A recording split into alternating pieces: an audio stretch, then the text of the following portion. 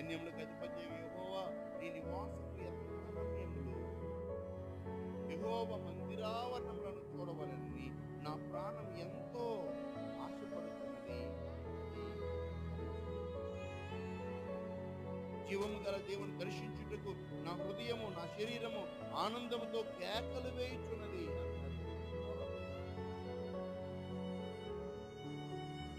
ఎంత ప్రేమ దేవుని పట్ల, దేవుని యొక్క మందిరం పట్ల కుమారుడు ఉన్నటువంటి ఆసక్తిని చూస్తున్నప్పుడు వారు దేవుని మందిరావరణంలో యెహోవా మందిరావరణంలో చూడవలని